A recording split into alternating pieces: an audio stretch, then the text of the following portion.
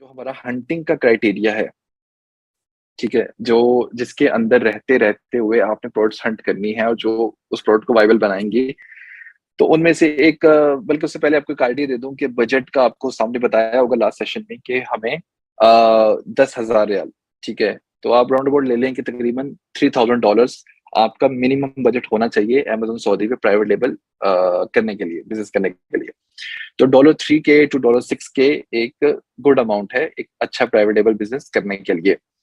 इसके अलावा जो आपकी प्राइस है वो आपकी मिनिमम 30 रियाल होनी चाहिए, ठीक है, मिनिमम 30 प्राइस होनी चाहिए। अब इसके ऊपर आप 50, आपकी कोई 50 की प्रोडक्ट मिलती है, आपको कोई 100 की प्रोडक्ट मिलती है, तो मैं कहूंगा कि मैक्सिमम आप 150 रखें, इससे ज्यादा ऊपर ना जाएं, अगर खास तौर पे जब आपकी पहली बार आप कोई प्राइवेट लेवल बिजनेस करने जा रहे हैं, क्योंकि इसके ऊपर 150 की प्राइस से ऊपर जो प्राइस होगी तो वहां आपकी प्रोडक्ट की इन्वेंटरी बहुत महंगी आ रही होगी। तो सपोज कि अगर कल को कोई मसला होता है या वो नहीं बिकती, तो आपका नुकसान फिर उतना बड़ा होगा। इसलिए आपको छोटा स्टार्ट लेना चाहिए, और इतना छोटा भी नहीं कि आपको प्रॉफिट ही ना बने। तो मिनिमम 30 की प्राइस जो है आपके पास होनी चाहिए। उस कैलकुलेशन जो हम बाद में आपको सिखाएंगे कि अमेजोन एफपी की कैलकुलेशन किस तरह करनी है, उसके हिसाब से आपका जो ग्रोस प्रॉफिट है वो 35% अबव ही होना चाहिए, ठीक है। इससे कम मिल रहा है तो इसका मतलब है कि आपका जो नेट प्रॉफिट निकलेगा वो कम निकलेगा और उसमें मसला होगा आपको। तो जब आप कैलकुलेशन करेंगे तो आपने 35% प्लस ही इसको रखना है। ये फ्यूचर में आपके काम आएगा, ये आपको व्हाट्सएप ग्रुप के अंदर आपके साथ शेयर कर दी जाएगी। जो प्रोडक्ट्स आप देख रहे हैं उनके अंदर जो रिव्यू रेटिंग, एक एवरेज रिव्यू रेटिंग जो आपको नजर आ रही होगी, इट शुड बी 4.0 प्लस, ठीक है। अगर सबकी 3.7, 3.3, 3.2 है, तो इसका मतलब है कि कोई तो मसला है यहाँ पे कि कस्टमर्स को पसंद आ ही नहीं रही। तो 4.0 से लेके 5.0 के बीच में अगर आपको एवरेज नजर आ रही है सिर्फ सऊदी मार्केट के लिए, ठीक है, तो इट्स गुड टू गो। अगर कोई यूएस की मार्केट हो, यूके की मार्केट हो, उनका क्राइटेरिया डिफरेंट होता है, ठीक है। अब वेरिएशंस क्या होती हैं, यहाँ पे वेरिएशंस का क्राइटेरिया भी बताया हुआ है कि आप कभी भी कोई लिस्टिंग खोलते हैं, एग्जाम्पल जैसे हमने ये वाली लिस्टिंग खोली हुई है स्काई टच की, ट्रेवल लगेज की, तो इसके अंदर आप देख रहे हैं कि यहाँ पे ग्रे लिखा हुआ है, यहाँ पे डार्क ब्लू लिखा हुआ है, तो ये इसके वेरिएंट्स, ठीक है, ये तमाम इसकी वेरिएशंस हैं। तो अगर आप इस पे क्लिक करेंगे तो आप इसका जो पिंक वाला है वो इस प्राइस के ऊपर खरीद सकते हैं।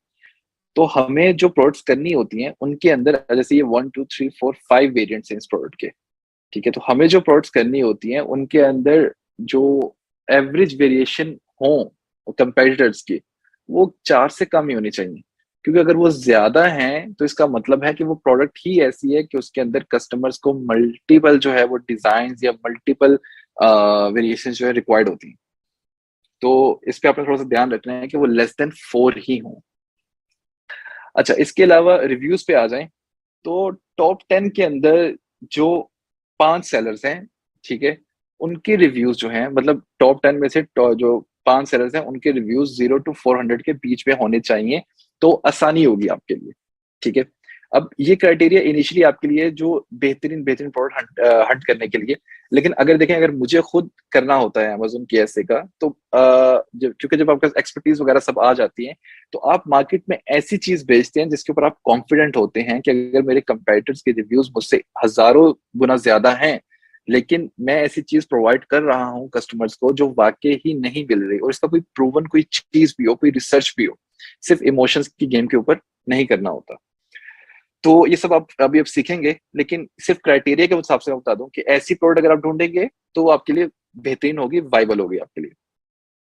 अच्छा, सेलर टाइप के हिसाब से देखें, जो सेलर टाइप होता है कि क्या कहते हैं कि आप जो अमेजोन के ऊपर आप खोला है, कोई भी लिस्टिंग खोली है, तो उसकी सब कैटेगरी के अंदर या उसके मेन पेज के अंदर आपने जो टॉप 10 के लोग देखने हैं उनको आपने देखना है कि क्या ये ब्रांड डोमिनेंसी तो नहीं है यहाँ पे। कि सपोज कि अगर मैं सर्च करता हूँ, एग्जांपल दे रहा हूँ आपको कि यूएसपी सर्च करता हूँ, यूएसपी चार्जर,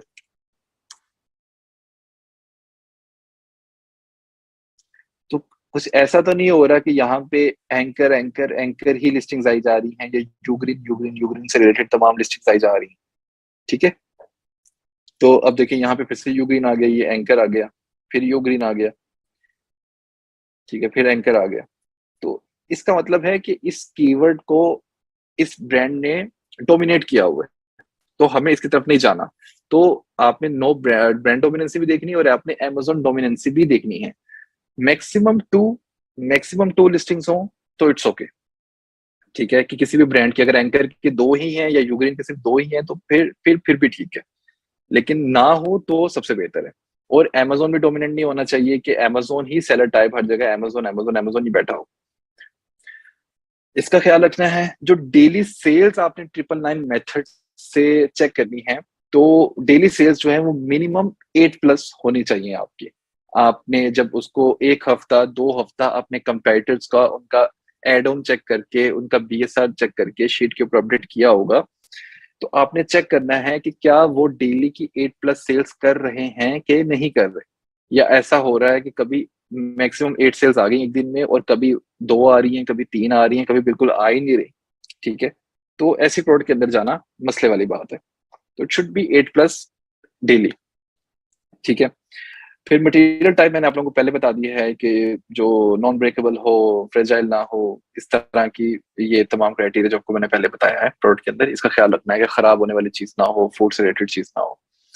प्रोडक्शन टाइम जब आप सोर्सिंग पे जाएंगे तो आपने बस इसका ख्याल रखना है कि क्या मैं बहुत ही कोई यूनिक प्रोडक्ट तो नहीं करने जा रहा जिसका चाइना से प्रोडक्शन टाइम ही मुझे 2 महीने या 3 महीने मिल रहा है, या उस प्रोडक्ट का साइज इतना है, या वो प्रोडक्ट यूनिक ही इतनी है कि वो बन ही नहीं सकती, उसको बहुत टाइम लग रहा है।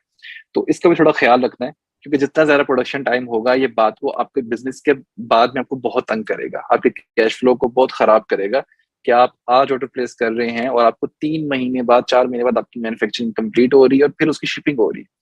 तो it should be 10 to 30 days, और एवरेज जो प्रोडक्ट्स होती हैं चाइना के हिसाब से वो 10 to 30 days में इजीली बन जाती हैं, मैक्सिमम 35 days।